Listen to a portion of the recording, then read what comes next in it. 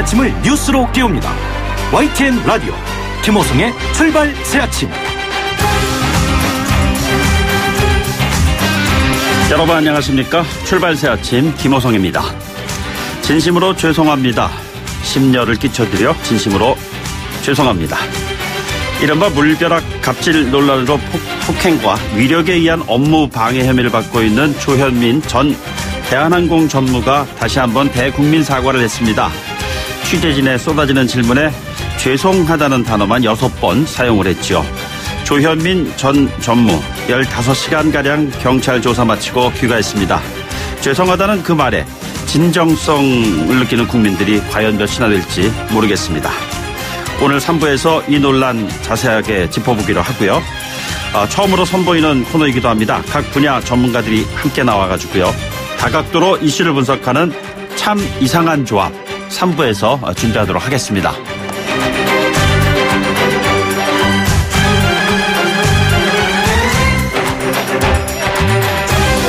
문재인 대통령이 어제 북한 풍계리 핵실험장 폐쇄 공개와 DMZ 평화지대화 과정에 유엔이 직접 참관 검증해달라고 공식 요청했습니다.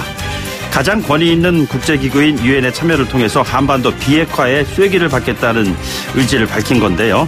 남북 정상회담 벌써 닷새째 됐습니다만 정치권을 비롯한 우리 사회 전반에 여전히 남북 정상회담 이슈가 가장 뜨거운 감자가 되고 있는 것 같습니다.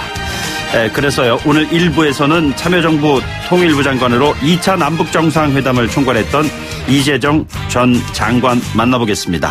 2부에서는 자유한국당 홍문표 사무총장과 함께 이야기 나눠보도록 하죠. 5월 2일 수요일입니다. 김호성의 출발 새아침 잠시 뒤 시작하겠습니다.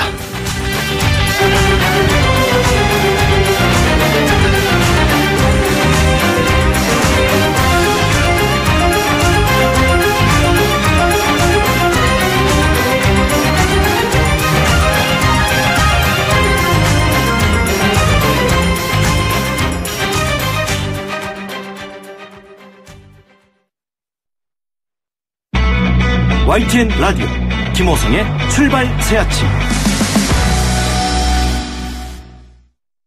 네, 지금까지 들어온 뉴스 변함없이 나오셨어요. 이종훈 시사평론가와 함께 짚어드리겠습니다. 안녕하십니까? 네, 안녕하세요. 네, 문재인 대통령이 북한 핵실험장 폐쇄 검증이요. 이것을 유엔에 참여를 요청을 했어요. 네. 적극 나서겠죠? 예, 그렇습니다. 이 문재인 대통령이 요즘에 외교에 완전히 물이 오르신 것 같아요. 예. 예. 유엔을 어떻게 참여시킬 생각을 또 하셨는지 모르겠는데요. 이 자신감의 표현이기도 하겠죠? 예, 그렇습니다. 그러니까 어제 이제 안토니오 구테르스 유엔 사무총장하고 이제 전화 통화를 했습니다. 예. 그래서 이번에 이제 풍계리 핵실험장 폐쇄 북한이 지금 공개하겠다고 했는데 그때 유엔이 함께 참가해서 그 폐기를 확인해 주면 좋겠다. 예. 이렇게 이제 얘기를 한 겁니다. 그와 동시에 이번에 이제 그 판문점 선언 관련해서도 이걸 좀 환영하고 지지하는 선언을 내줬으면 좋겠다. 예. 예. 그러니까 여기에 대해서 구테르스 총장도 기꺼이 협력할 용의가 있다. 네. 뭐 사실은 뭐 환영할 바 아니겠습니까? 그렇겠죠. 네. 예. 유엔이 역할을 또 할 수 있는 거고요. 그러면서 이제 유엔 안보리 승인이 이제 필요한 상황이긴 한데 어찌됐건 노력하겠다라는 취지로 이제 응답을 하셨고요. 그리고 유엔의 군축 담당 책임자도 한국하고 협력하도록 지정하겠다. 예. 또 이 얘기도 좀 했습니다. 이런 속에 지금 유엔 안보리 차원에서도요. 지금 북한에 대한 그 인도적 지원 활동 관련해서 비공개 회의를 또 시작을 했다 그럽니다. 예. 그래서 대북 제재 결의 이행하는 건 좋은데 인도적 목적의 의료기구라든가 예. 이 식료품 반입 여기 좀 차질이 있다. 네네. 이런 지적이 나와서 그 관련 대책을 논의했다는데 이것도 아마 긍정적으로 결론이 좀 나지 않을까 이렇게 예상이 됩니다. 네. 검증이라는 것을 요청한다는 것은 그만큼 자신이 있다는 그러한 반증일 것 같고요. 네. 김정은 위원장하고도 뭐 이야기를 좀 상당히 한 것 같아요. 청와대 네. 관계자 설명에 따르면. 네네. 그래서 아마 김정은 위원장도 좀 동의를 한 것 같고. 예. 그래서 아마 이제 문 대통령께서. 지난번 그 보도다리에서 그 두 정상이 나눴던 예. 대화 가운데 이런 내용이 포함되어 있지 않을까 이런 느낌이 요즘 들고요. 그 비밀이 하나씩 풀리고 있죠. 예, 그렇습니다. 네. 북미 정상회담 보면요. 이게 점점 우리 쪽으로 가까워지고 있다는 느낌이 전 들어요. 싱가포르 얘기 나왔다. 네. 울란바토르 얘기 나왔다. 평양 나왔다. 판문점까지 이제 접근했습니다. 네, 그렇습니다. 곧 정해질 것으로 보이죠. 예. 트럼프 대통령이 예.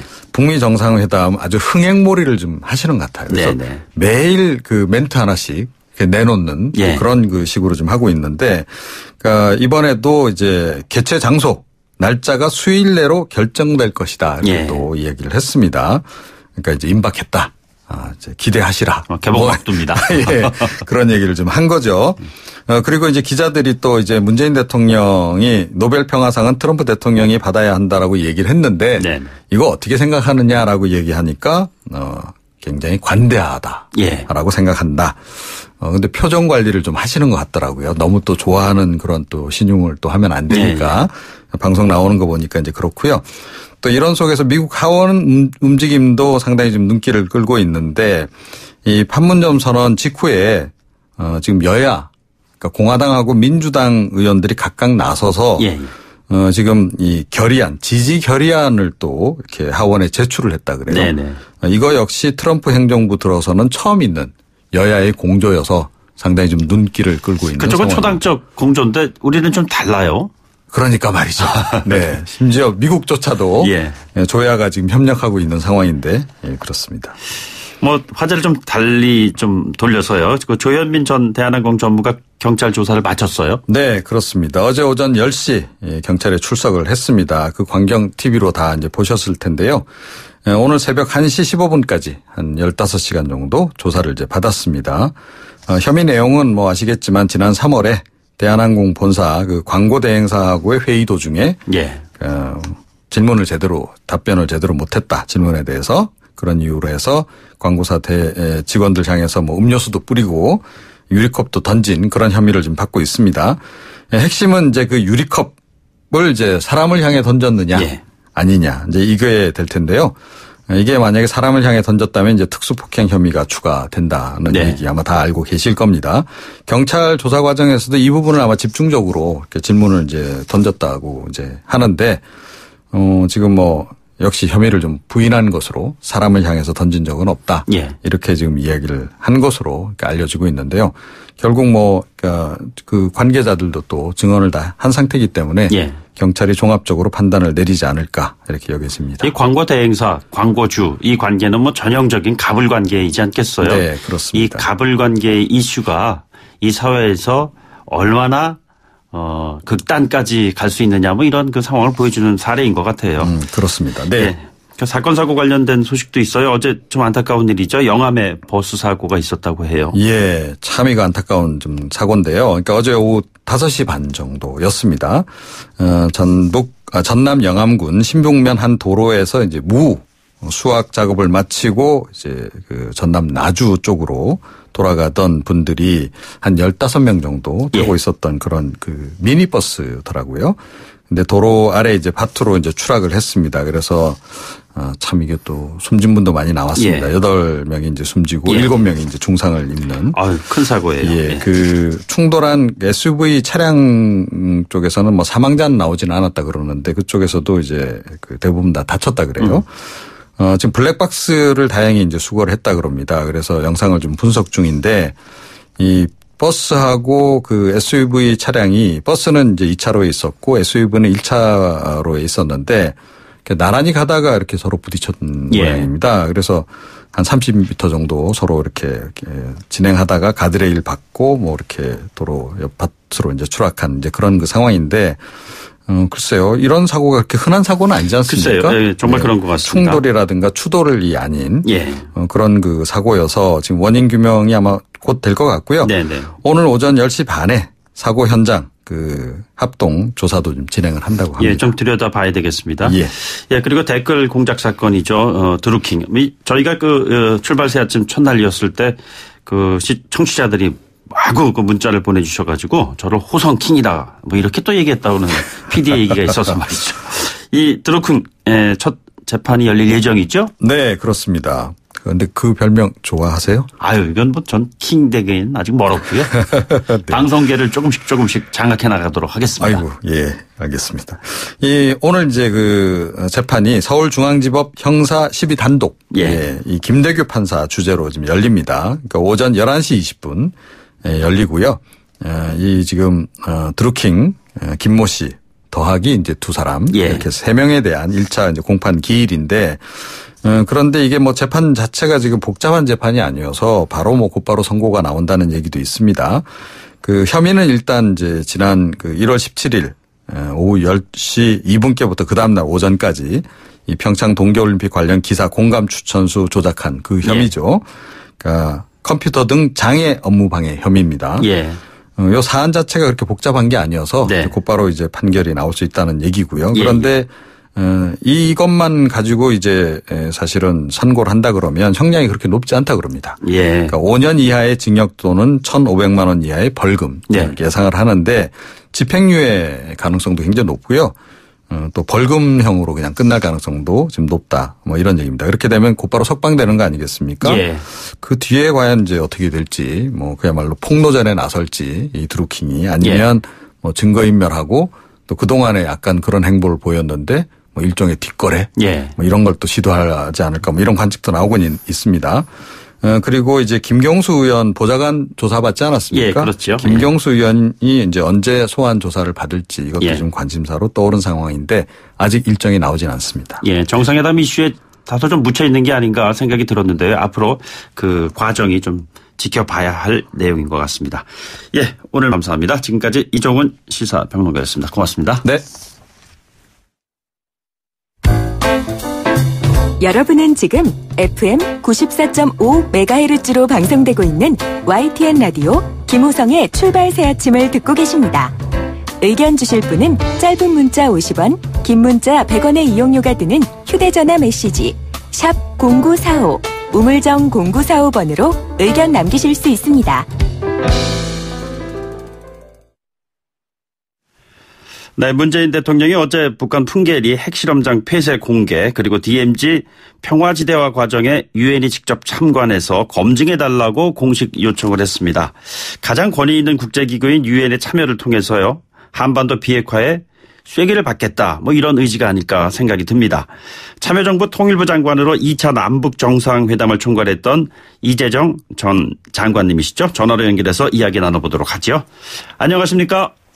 네, 안녕하세요. 예, 장관님, 현직은 뭐 경기도 교육감이십니다만, 오늘 전직 통일부 장관의 시선으로 이거를 좀 잘 짚어줬으면 하는 바람으로 연결을 했습니다. 전 통일부 장관으로 소개를 드려도 괜찮겠죠? 네, 좋습니다. 예, 멀찌감치서 교육 현장 이런 데서 지켜보기도 했었습니다만, 이 정도로까지 상황이 발전할 거라 이렇게 예상을 하셨나요?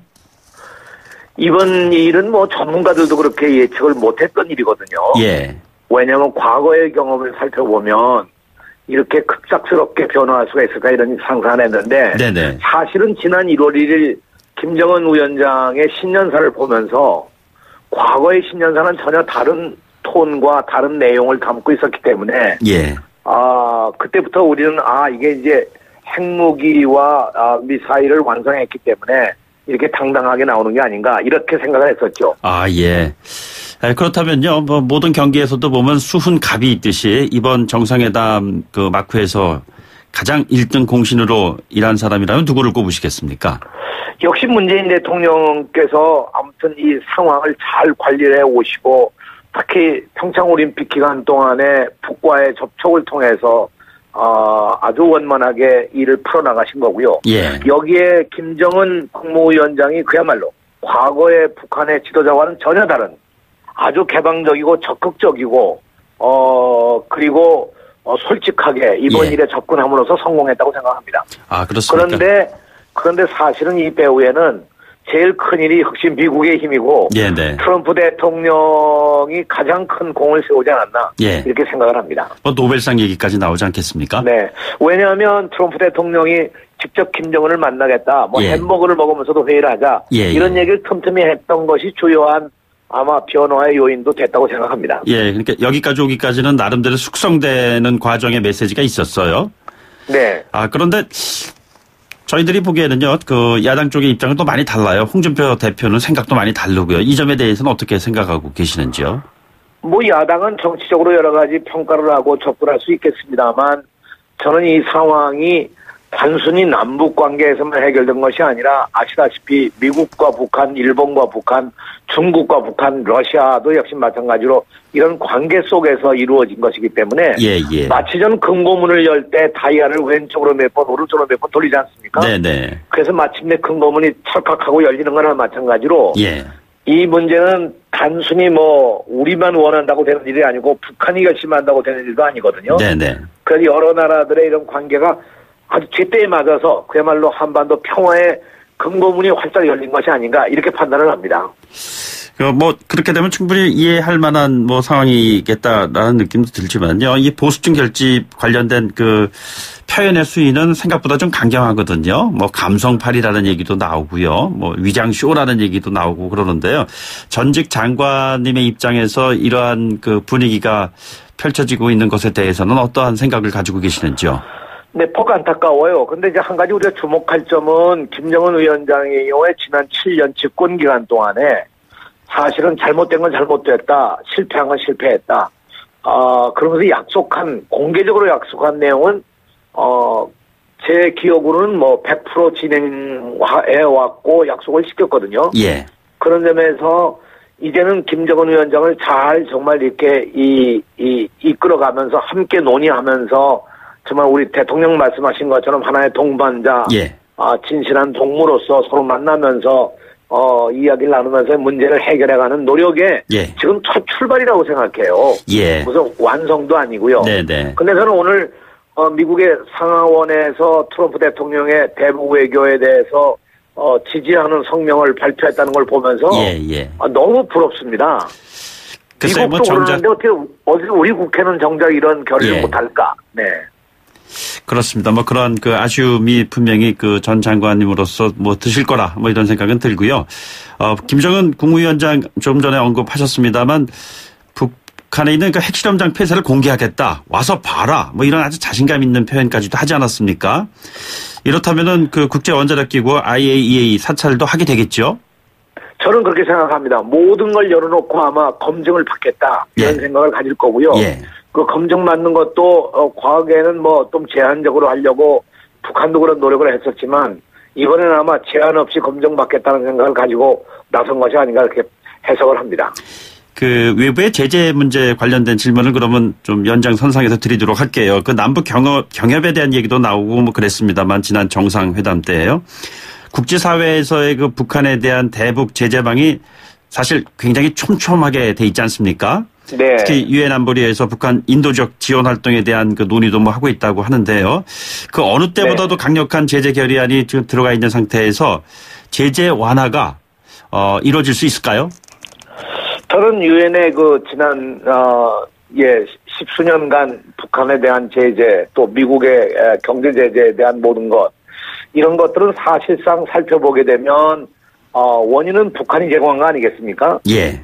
이제 끊임없는 핵실험, 끊임없는 미사일 발사 이런 건데 북한이 그걸 다 포기하겠다, 폐기하겠다, 검증받겠다 이런 상황이니까 아마 이런 과정을 통해서 북한에 대한 제재도 하나둘 걷어지지 않겠느냐 이렇게 판단을 합니다. 개성공단이라든가요? 예. 해석해야죠. 네. 예, 개성공단이라든가 금강산 관광 이런 것도 그러면 잘 이루어질 수 있다고 전망하고 계시는지요? 네, 저는 국제 제재가 해제가 되면 당연히 그 후속 조치로 제일 빠르게 해결돼야 될 것이 개성공단과 금강산 관광이라고 생각합니다. 예, 사실 남북 화해 무드가 탄생한 옥동자다 이렇게까지 얘기들 하고 그러지 않았습니까?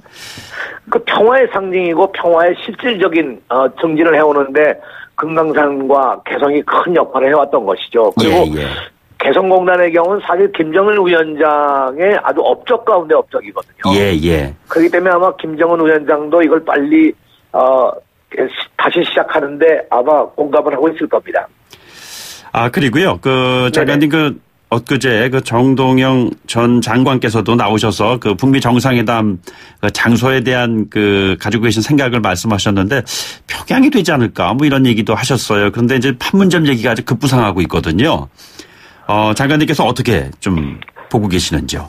저는 이번 회담은 반드시 평양이 될 거라고 생각해요. 예. 왜냐하면 과거에 클린턴 대통령 때 김정일 위원장이 평양회담을 요청을 했고 사실상 그 당시 클린턴 대통령도 검토한 바가 있었거든요. 예, 예. 그래서 이번에 이 판문점 이런 얘기는 여러 가지 그냥 주변에 띄우는 얘기 같고요. 네. 결과적으로는 평양을 결정하게 될 거라고 생각합니다. 또 그것이 가장 의미 있는 회담이라고 생각해요. 미국 대통령이 평양에 직접 들어가서 전 세계 유일하게 분단 국가인 평양에 들어가서 그리고 미국과 가장 적대적 관계에 있는 평양에 직접 간다는 것이 주는 메시지가 크거든요. 근데 정작 그 트럼프 대통령은 그 본인 그 트위터에서 그렇게 얘기했잖아요. 그냥 한 번 더 물어본다. 판문점 어떨까? 이렇게 얘기했단 말이에요. 네. 지금 다른 나라도 한 서너 군데 다 언급을 하고 이 여러 가지 얘기를 해왔는데 결국은 이것이 궁극적으로 결정되는 건 저는 평양이 되지 않을까 그렇게 생각을 하는데요. 예, 그럼 며칠 내에. 저는 이 판문점을 하는 것도 퍽 의미 있다고 생각하지만 우리 문재인 대통령이 한 거를 그냥 반복해서 그곳에서 한다는 것이 이 트럼프 대통령으로서는 그렇게 말은 그렇게 했지만 꼭 그렇게 하겠다는 의지는 아니라고 보여지는데요. 그러면 이게 며칠 내에 발표한다고 했는데 아마 깜짝 이벤트처럼요. 평양 이렇게 나올 수도 있다라고 지금 추정을 하시는 거군요. 저는 그렇게 한다면 트럼프 대통령이 그야말로 정치인이자 과거의 CEO의 역할을 한 입장에서 과감한 딜이 아닌가 이렇게 판단을 합니다. 예, 네. 그 장관님께서는 그 예전에 대북 인사들과의 접촉을 통해서 많은 대화도 나누시고 그러지 않으셨습니까? 트럼프 네. 대통령과 김정은 국무위원장의 대화가 어떻게 진전될 거라고 예측을 하시는지요? 저는 양측이 다 솔직 담백하고 직선적이기 때문에 예. 상당히 이번에는 결정이 잘 될 거다 이렇게 생각하는데요. 특히 서울과 평양의 표준시가 다른 거를 즉석에서 김정은 위원장이 우리 한국의 표준시로 바꾸지 않았습니까? 예, 예. 그렇게 어떤 면에서 이것은 옳다고 생각하면 그대로 할 것인데 김정은 위원장의 지금 현재 핵무기 폐기와 미사일 폐기에 대한 의지가 아주 강하고 또 절차를 밟아서 국내외적으로 발표해가고 있기 때문에 의심의 여지가 없다고 하면 트럼프 대통령과의 이야기 속에서 예를 들어서 북미 수교까지 예. 적절한 합의가 이루어질 거라고 예상합니다. 두 정상보다 솔직 담백한 스타일이다 이렇게 얘기하셨는데요. 그럼에도 불구하고 문제를 풀어가는 방식은 트럼프 대통령은 일괄 타결, 김정은 위원장은 단계적 해법 이런 식으로 약간 좀 온도 차이가 있어요. 어떻게 생각하시는지요? 일괄 타결할 때 그것은 저는 큰 틀의 원칙이 일괄 타결되는 것이라고 생각하고요. 예. 어차피 집행하는 과정은 단계적으로 갈 수밖에 없거든요. 네네. 단계적으로 행동 대 행동으로 갈 수밖에 없을 거라고 보여지는 거죠. 왜냐하면 검증 과정도 꽤 시간이 걸리거든요. 네네. 네. 그러나 이것이 원칙으로 가령 아까 말씀드린 바와 같이 북미 수교 그리고 북한의 핵무기와 미사일 폐기 이건 둘이 같이 가야 될 내용이거든요. 예, 예. 이 둘에 대한 어떤 원칙적인 합의가 일괄 타결의 형식으로 이루어진다면 그다음 후속 조치는 그렇게 어렵지 않다고 생각합니다.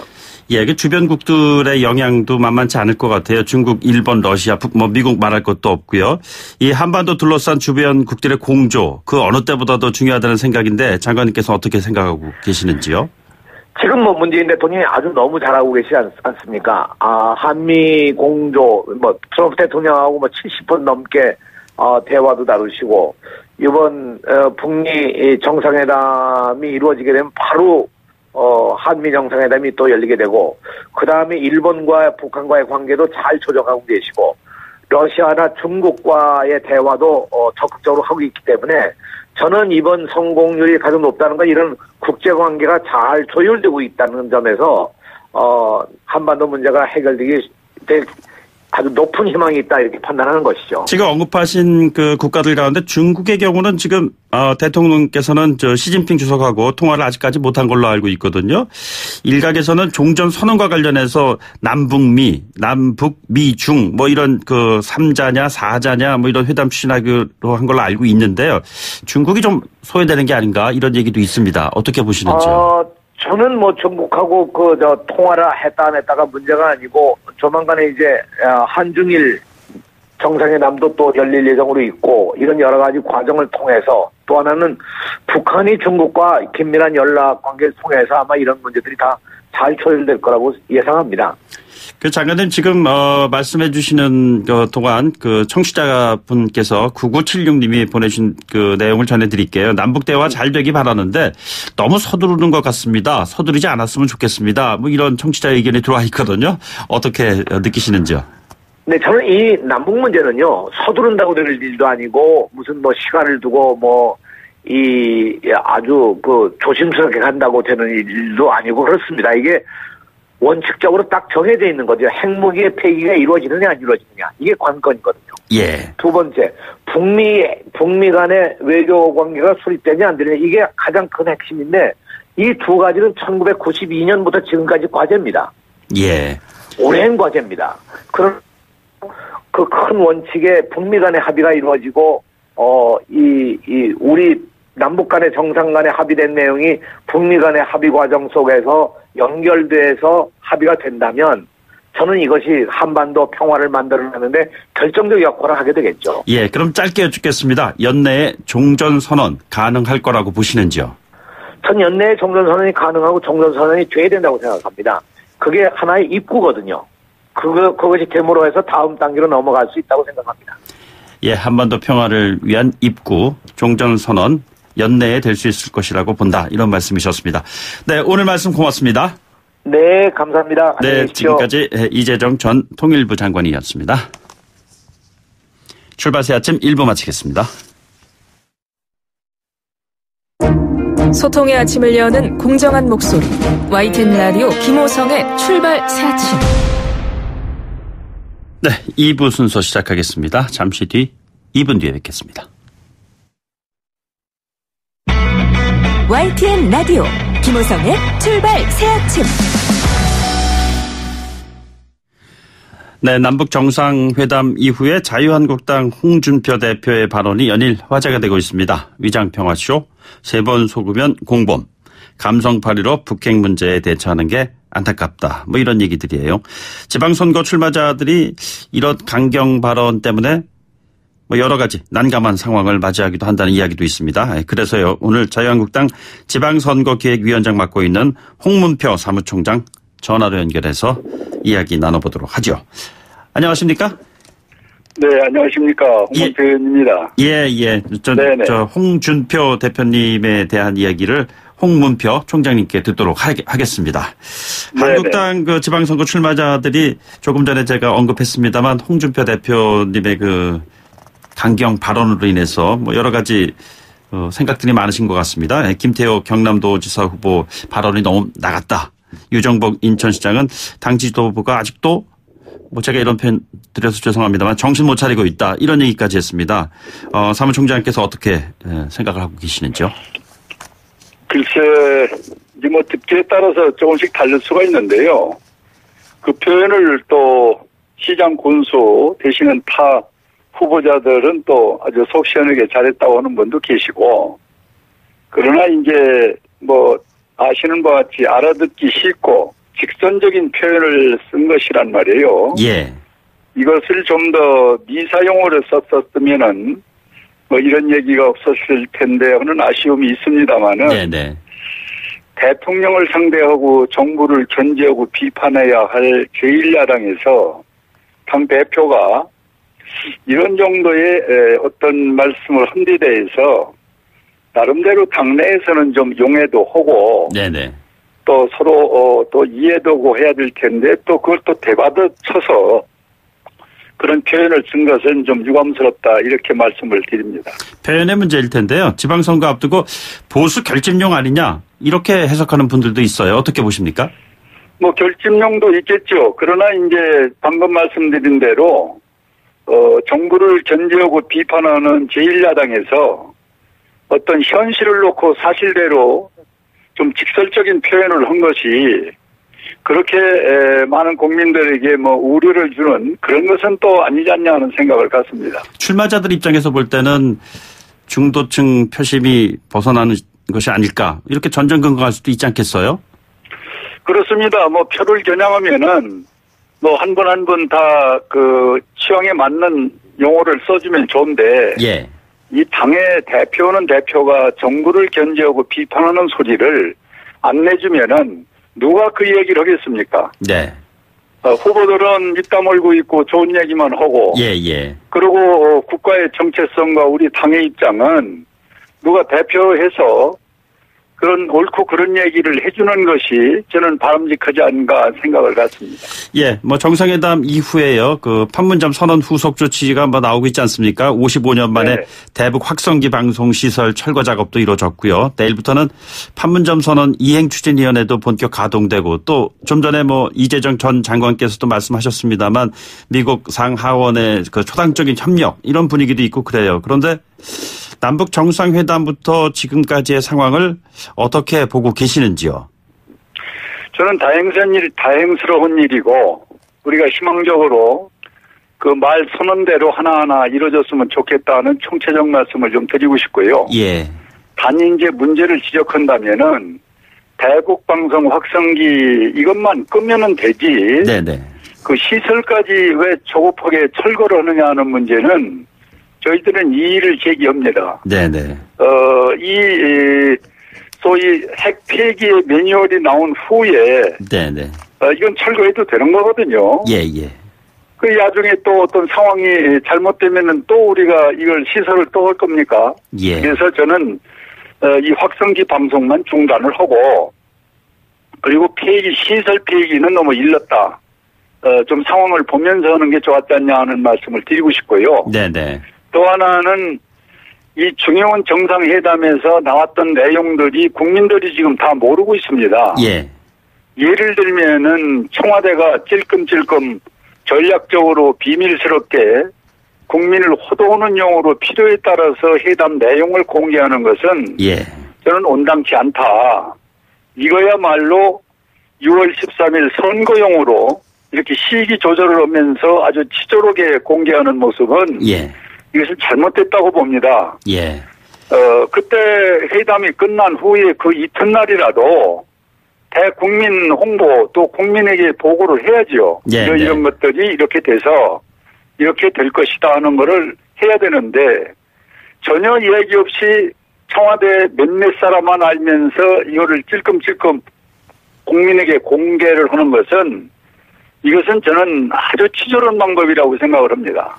근데 조금 전에 일부에서도 청취자가 문자를 보내주셨습니다만 너무 정부가 서두르는 것 아니냐. 뭐 물론 이런 지적이 있었습니다만 그래도 북측에서도요 판문점 선언문을 주민들에게 여과 없이 그대로 발표도 하고 이러지 않습니까? 남과 북의 분위기라는 것이 정상회담을 그렇게 숨기는 것이 아니다라는 의견이 전반적이지 않는가 이런 생각이 있는데요. 이 부분은 어떻게 보시는지요? 북쪽에서 그렇게 공개했다면은 우리 남쪽에서는 그 공개를 못하는 이유가 뭔지를 묻고 싶고 지금 방금 말씀하신 대로 주위 당에도 수많은 사람들이 전화가 옵니다. 네. 왜 이렇게 서급하게 서둘르고 우리가 챙길 것 또 매뉴얼을 하나도 없이 선언적인 것만 가지고 저쪽에서 경제적으로 필요한 것은 전부 알아서 우리가 미리 주는 그런 방식을 왜 이렇게 서두르는지 모르겠다 하는 전화가 주위 당에도 전국적으로 전화가 온다는 사실도 이 기회에 말씀을 드립니다. 예, 그러면 말씀하신 김에요. 국회 비준 동의 문제 한번 여쭤보겠습니다. 문재인 대통령께서는 그 국회 비준 문제가 여야의 정쟁거리가 돼서는 안 된다. 그래서 국회 비준 추진을 정치권에 당부하지 않았습니까? 한국당 입장 정리해 주신다면요. 이거는 뭐 사안에 따라서 지금 청와대가 대안을 내놓진 않고 있지 않습니까? 예. 그냥 두루뭉실하게 지금 포괄적으로만 뭐 국회 비준 동의 필요하냐 안 하냐 하고 아마 간을 보는 정도로 지금 내놓고 있는데 예. 그럴 것이 아니라 차라리 모든 매뉴얼을 좀 두 사람이 만났던 거를 까놓고 예.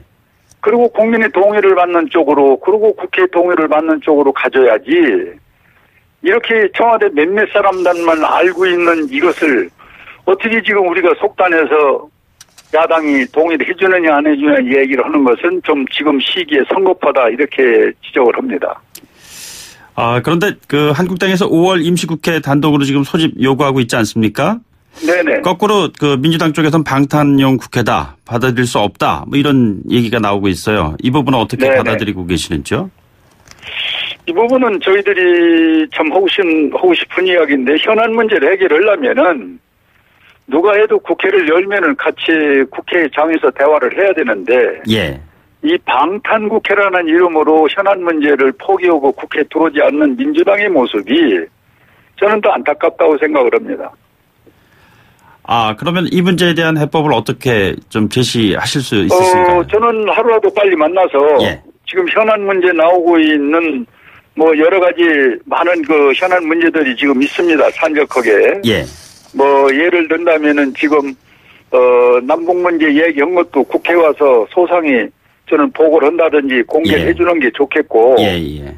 그 다음에는 지금 우리가 특검을 주장하고 있지 않습니까? 네네. 이런 것들도 좀 진지하게 논의를 해서 하나의 물꼬를 트면 또 딴 것이 틀 수가 있거든요. 예. 이 드루킹 같은 특검은 뭐 야당 모두가 지금 찬성해서 하자는 거 아닙니까? 예. 근데 여당만 지금 반대하고 있거든요. 예. 그렇다면 당당하게 들어와서 예. 이 댓글의 조작 문제는 어디까지 어떻게 됐던 것을 네. 좀 밝히고, 그리고 특별법으로서 이 문제를 해결하는, 예. 그리고 나머지 문제는 같이 우리가 예산 문제라든지 뭐 여러 가지 추경 문제도 있지 않습니까? 예. 그런 걸 해결할 수 있는 거를 여당이 장을 만들어서 해놔야지. 예.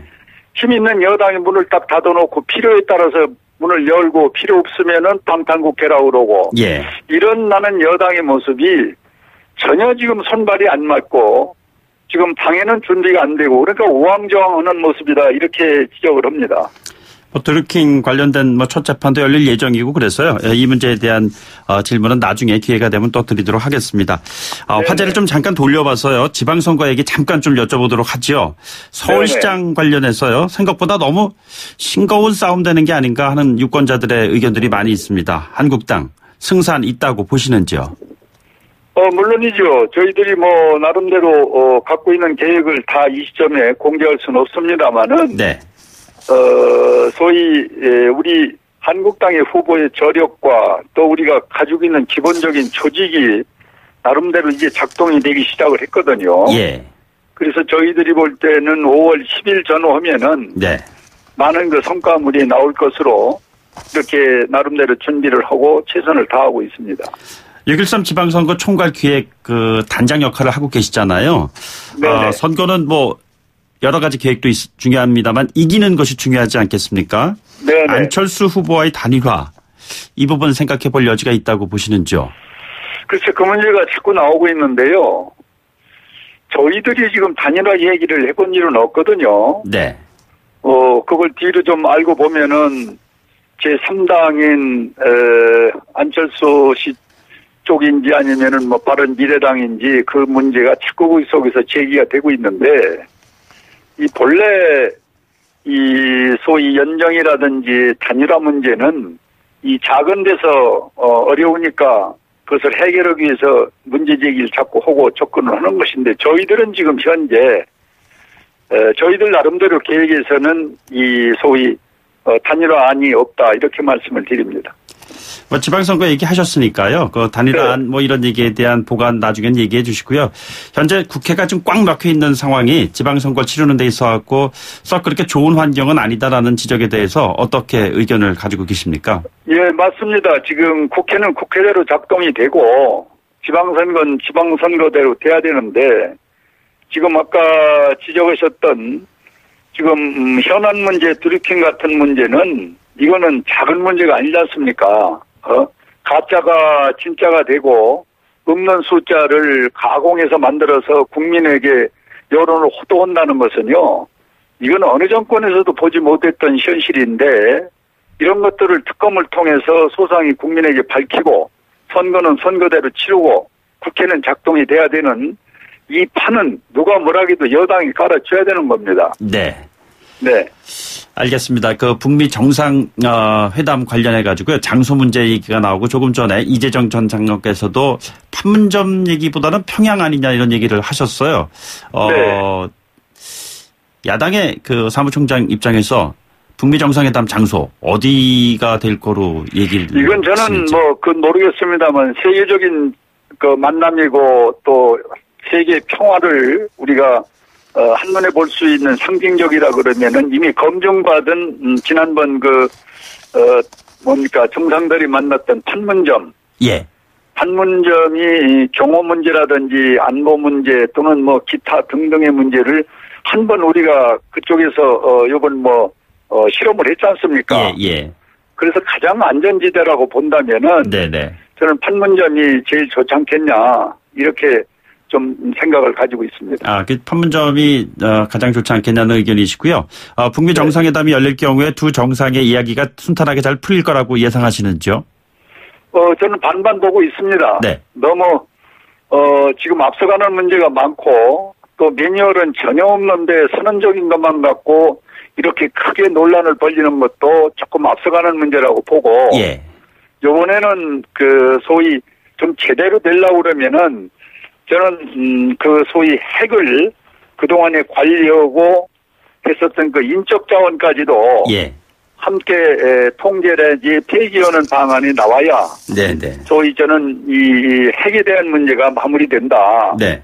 이렇게 보고 있습니다. 예. 그래서 완전 핵을 포기하려고 그러면은 거기에 기술자나 보유한 인력까지도 이번에 북미 회담에서 실질적으로 나와야 되지 않겠는가 이렇게 희망적인 생각을 갖고 있습니다. 알겠습니다. 남북 정상회담 이어지는 북미 정상회담 그리고 다시 또 이어지는 지방선거의 일련의 과정에서 사무총장께서의 역할을 많이 기대하도록 하겠습니다. 오늘 말씀 고맙습니다. 네네. 감사합니다. 네. 지금까지 자유한국당 지방선거기획위원장 맡고 있는 홍문표 사무총장과 얘기 나눠봤습니다. 네, 출발새 아침 2부 마치고 3부에서 뵙겠습니다.